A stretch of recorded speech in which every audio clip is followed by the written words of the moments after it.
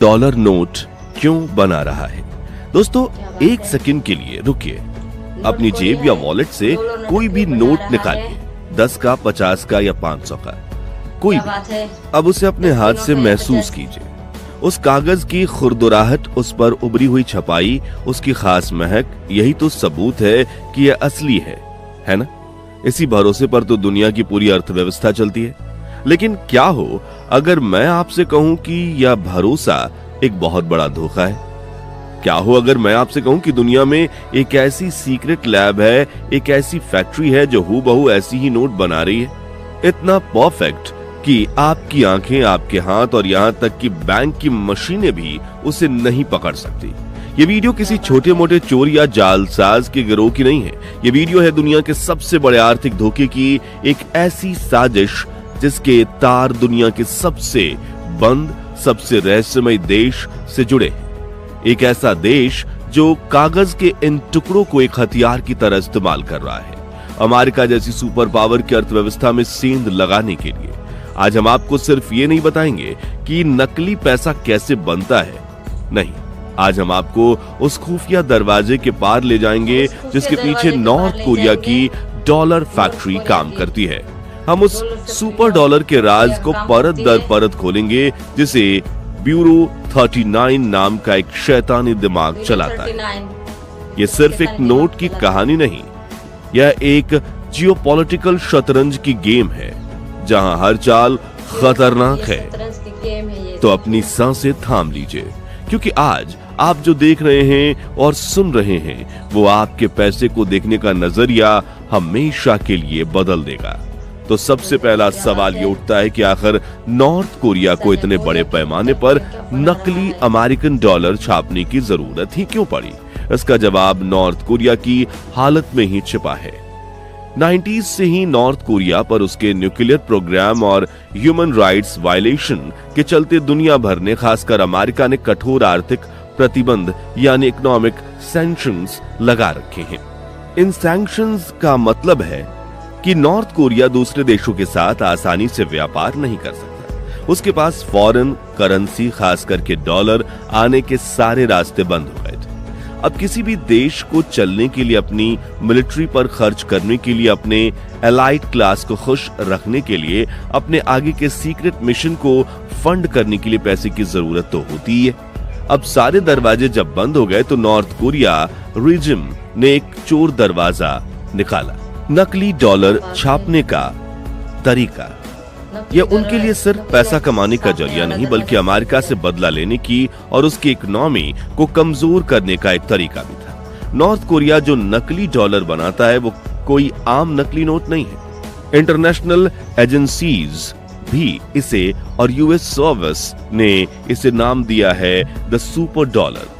इसे super dollar इसलिए कहा जाता है क्योंकि यह क्वालिटी में इतना बेहतरीन होता है कि इसे असली डॉलर से अलग पहचान पाना लगभग नामुमकिन है। छोटे मोटे काउंटर फिल्टर्स तो इसके आसपास भी नहीं भटकते। तो आखिर नॉर्थ कोरिया ये कमाल करता कैसे? इसके पीछे एक मल्टी स्टेप हाईटेक प्रोसेस है। स्टेप 1, कागज। असली डॉलर का नोट आम कागज से नहीं बनता। ये 75% कॉटन और 25% लिनन के एक खास मिक्सचर से बनता है। यही वजह है कि डॉलर के नोट में एक अलग फील और मजबूती होती है। अब सवाल यह है कि नॉर्थ कोरिया को यह खास कागज मिलता कहां से?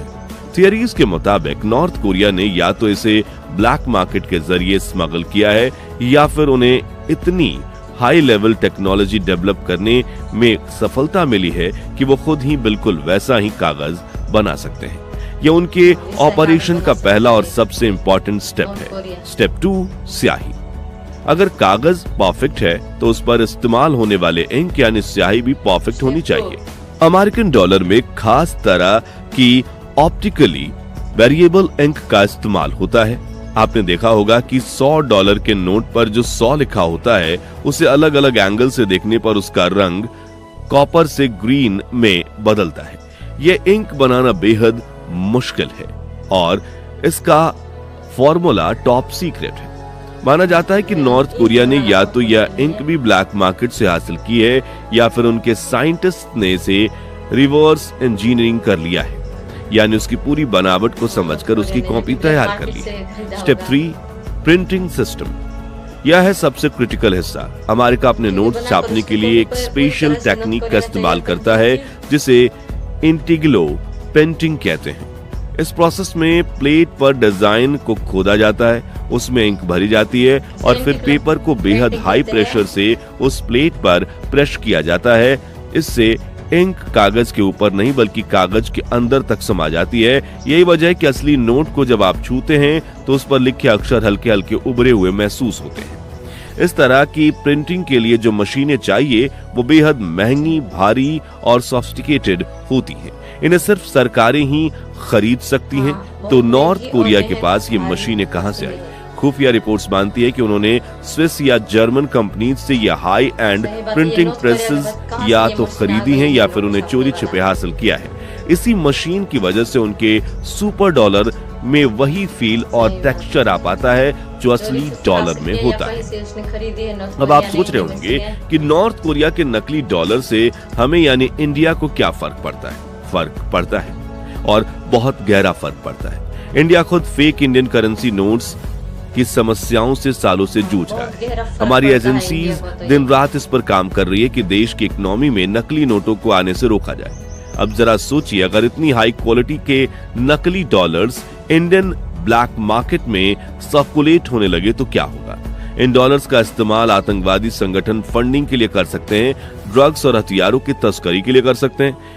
जब ये नकली डॉलर मार्केट में आते हैं तो यह असली करेंसी की वैल्यू को कम करते हैं और देश की आर्थिक स्थिरता के लिए एक बड़ा खतरा बन जाते हैं। कई बार इंटरनेशनल डील्स में या हवाला ट्रांजैक्शंस में भी इन्हीं सुपर डॉलर्स का इस्तेमाल होता है, जिससे उन्हें ट्रेस करना बेहद ही मुश्किल हो जाता है। इसलिए नॉर्थ कोरिया का यह ऑपरेशन सिर्फ अमेरिका के लिए सरदर्द नहीं है बल्कि इंडिया जैसे देशों की नेशनल सिक्योरिटी के लिए भी एक गंभीर चिंता का विषय है।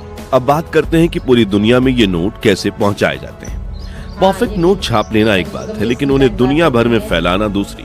इसके लिए नॉर्थ कोरिया एक बेहद शातिर नेटवर्क का इस्तेमाल करता है। उनके डिप्लोमेट्स जो दूसरे देशों में उनके एम्बेसीज में काम करते हैं अक्सर डिप्लोमेटिक पाउच का फायदा उठाते हैं, क्योंकि डिप्लोमेटिक पाउच को चेक नहीं किया जा सकता और इसी के जरिए वो कैश के बंडल्स एक देश से दूसरे देश में पहुंचाते हैं। इसके अलावा वो ऑर्गेनाइज्ड क्राइम सिंडिकेट्स जैसे कि चाइनीज ट्रेड्स और जापानीज याकाउजा के साथ मिलकर काम करते हैं। ये criminal groups in super dollars को कमीशन पर लेते हैं और उन्हें कसीनो, ऐशो आराम की चीजों की खरीदारी और दूसरे काले धंधों के जरिए धीरे धीरे मार्केट में असली कैश के साथ मिक्स कर देते हैं। ये इतनी सफाई से किया जाता है कि पकड़ में आना बहुत ही मुश्किल होता है। इस पर अमेरिका क्या कहता है और ये भी हम जानते हैं। अमेरिका इस खतरे को बहुत गंभीरता से लेता है। उनकी सीक्रेट सर्विस, जिसका काम ही करेंसी को प्रोटेक्ट करना है, सालों से नॉर्थ कोरिया के इस ऑपरेशन पर नजर रखे हुए है। इसी सुपर डॉलर से लड़ने के लिए अमेरिका ने समय समय पर अपने डॉलर के डिजाइन में बड़े बदलाव किए हैं। साल 2013 में जो नया $100 का नोट जारी किया गया वो इसी का एक एग्जाम्पल है। उसमें एक नीली 3D सिक्योरिटी रिबन डाली गई जिसमें 100 लिखा हुआ दिखता है और नोट को हिलाने पर वो मूव करता है। इसमें एक बेलिंदा इंक वेल भी है जो रंग बदलती है। ये सारे सिक्योरिटी फीचर्स इसलिए डाले गए ताकि नॉर्थ कोरिया के लिए इसकी नकल करना और भी ज्यादा मुश्किल हो जाए। यह एक तरह से चोर पुलिस का हाईटेक खेल है, जहां एक तरफ नॉर्थ कोरिया नए तरीके ढूंढता है और दूसरी तरफ अमेरिका उसे रोकने के लिए नई टेक्नोलॉजी लाता है। तो दोस्तों, नॉर्थ कोरिया की यह डॉलर फैक्ट्री एक सच्चाई है जो फिल्मों की कहानी जैसी लगती है, पर बिल्कुल असली है। ये एक देश के सर्वाइवल, उसकी शरारत और उसके शातिर दिमाग का प्रतीक है। ब्यूरो 39 आज भी नॉर्थ कोरिया के लिए सालाना अरबों डॉलर कमाने का एक जरिया माना जाता है, जिससे वो अपने लीडर्स के लिए लग्जरी सामान खरीदते हैं और अपने न्यूक्लियर एम्बिशन को पूरा करते हैं। यह वीडियो हमें सिखाती है कि इंटरनेशनल रिलेशन और आर्थिक युद्ध सिर्फ मैदान जंग में नहीं बल्कि हमारे और आपके वॉलेट तक में लड़े जाते हैं। अगली बार जब आपके हाथ में नोट आए तो उसे सिर्फ एक कागज का टुकड़ा मत समझिएगा, तो उसके पीछे छिपी टेक्नोलॉजी, सियासत और साजिशों को जरूर याद कीजिएगा। आपको क्या लगता है, क्या नॉर्थ कोरिया को ऐसा करने के लिए मजबूर किया गया है या उनकी सोची समझी ये चाल है? अपने विचार नीचे कमेंट्स में जरूर शेयर कीजिए। अगर आपको ये वीडियो पसंद आया हो और आप ऐसी ही रोचक जानकारियों में दिलचस्पी रखते हैं तो हमारे चैनल को सब्सक्राइब करना मत भूलें। अगले वीडियो में एक और वीडियो के साथ मिलता हूं, तब तक के लिए धन्यवाद।